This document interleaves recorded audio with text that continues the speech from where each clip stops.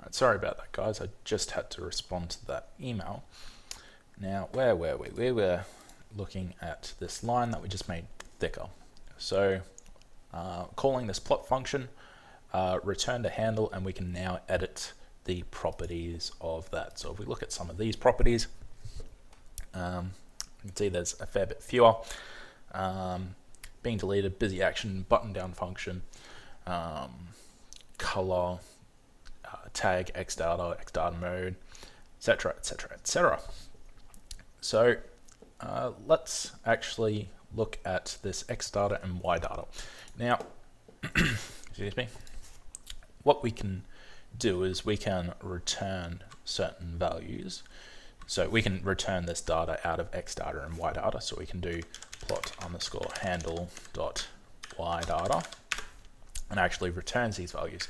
Now, if we wanted to update just this data, we can do plot underscore handle dot ydata multiplied by 2. So we're going to double all those values that are already in there, and when we open up our figure, we can see that they would double from what they previously were. So the last position previously was 117, and now that is going to be a 234.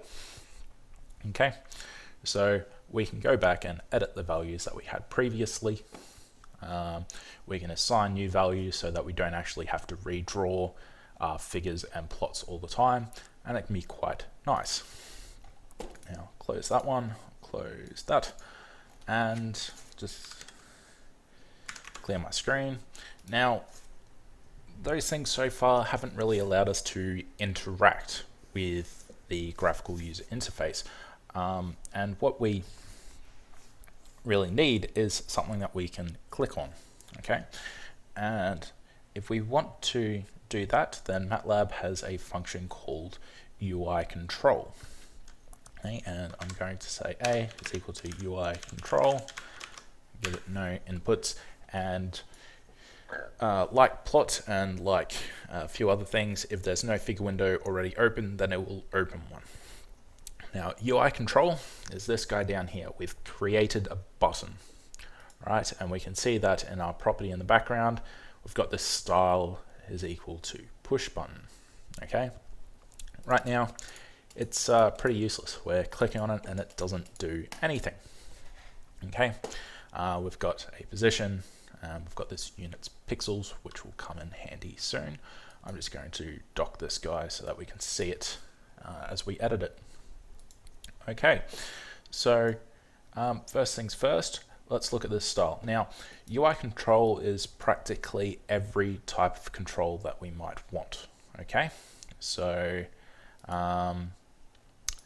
push button is just one of the styles. If we jump into this inspector, we can change the style. So we've got push button, we've got toggle button, which actually looks the same, but it turns on then off, on then off. Jump back into this one. Radio button, which is one of these dots. We've got a checkbox. We've got a edit box. Text, which is just a string of text that will go there. We've got a slider. We've got a frame, a list box, and a pop-up menu. Now, we just got a little warning there because we don't actually have any strings inside of this, so it's going to cause an error. But yeah, these are fairly standard. You've probably seen all of these before. They're just standard UI control objects. Now, let's look at making our push button do something. Now, the first thing that I want to do is just put a little string in here. So I can change the properties in this inspector window, so I can put some string in here, so my button, and when I press enter on that, it comes up with my button. It still doesn't do anything yet, but it's got a little bit of text on it. Okay, now we might want to just make this font size a bit bigger, so I'll change this to a size 12, but the button doesn't really, it's not big enough to have all that font in there, so let's change the position. So a.position. Now I still want it to be in the bottom left corner for now, so it'll still be 2020, but I'm going to make it a bit bigger. It's going to be 140 wide and it's going to be 50 tall. All right, so these are how many pixels it is. So we've got quite a bigger button now. All right, still doesn't do anything, but we'll get to that in a second. Trying to think of anything else that we might want to change. Let's change the background color while we're here. So a.background color is equal to, now colors inside of MATLAB are a red channel, a green channel, and a blue channel, and they're normalized values, so they're between 0 and 1. So if we had 1, 1, 1, changes the button to white, and we have 0, 0, 0, 0, changes the button to black, 1, 0, 0 to red, 0, 1, 0, green, and 0, 0, 1 to blue. Now, it doesn't have to be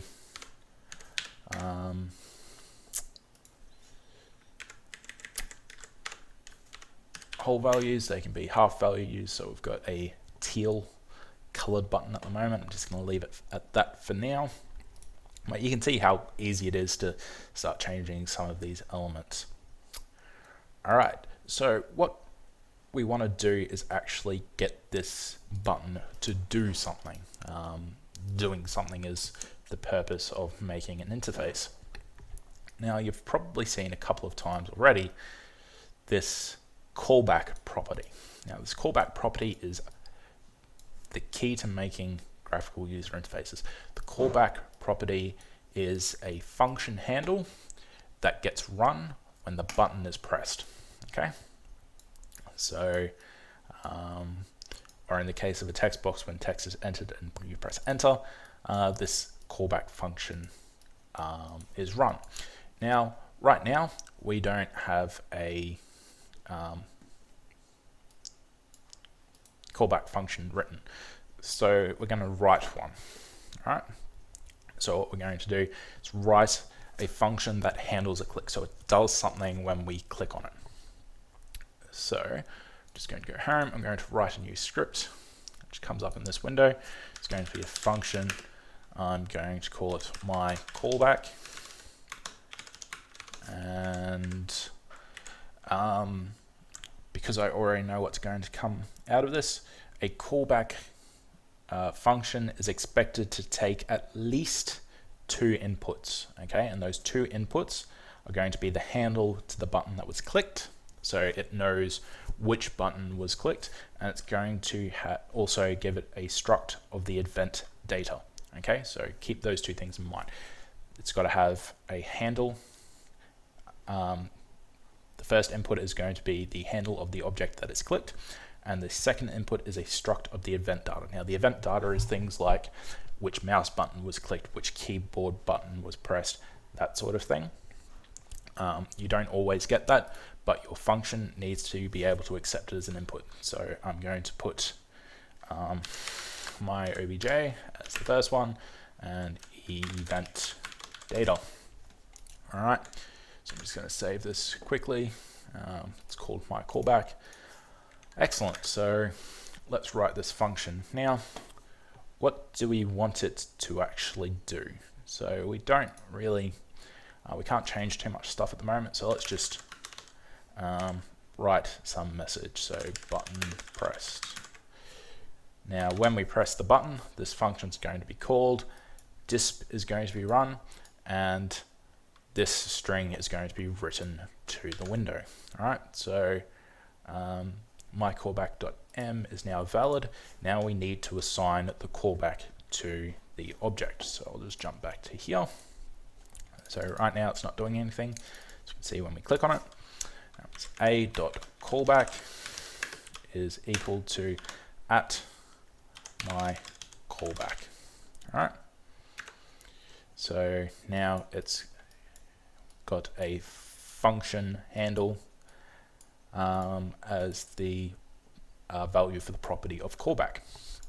Now what should happen when we click this button is this function runs. So button pressed should come up in the command window.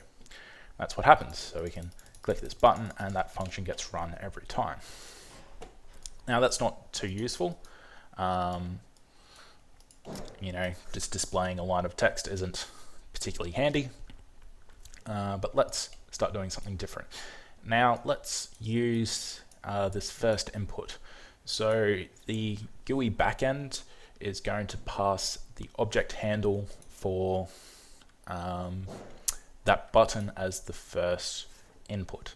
So that means that I can change the properties of that button inside of the callback. So what I can do is my obj dot, I'll just scroll back up to here to where we change the background color. So background color is the name of the property, that one, and we're going to change it to a random value. So rand, and rand.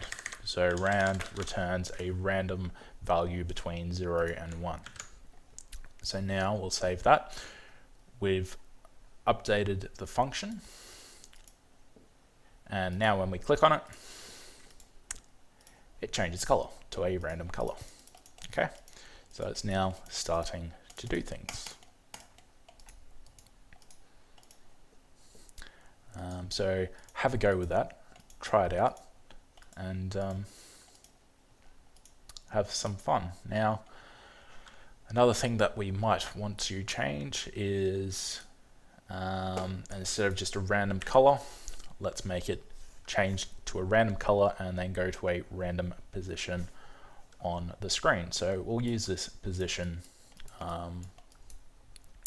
property to change, but we also need to change this units first. So my obj.units equal to normalized, I believe it's spelled. And we'll see, it might have an error message soon. So we do that. And now all these position values will be values between 0 and 1. All right, so my obj dot position is equal to rand 0.1 times rand. Now I'm just making these smaller. I'll set that one to 0.2. Smaller because we don't want the button to take up the whole screen.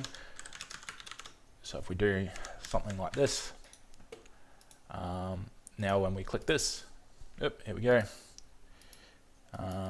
Invalid enum value normalized for units, so that's not how we spell it. We just jump into here. It's pixels normalized with a Z. I should have known. So normalized. Now when we click it, it's disappeared. It's actually just over here somewhere. It's tiny. There we go. There we go. There we go. There we go. So that's how we can start writing functions that get run when we click on a button. Okay. So I'm going to leave this video here, and then we'll get started on doing something a little bit more interesting.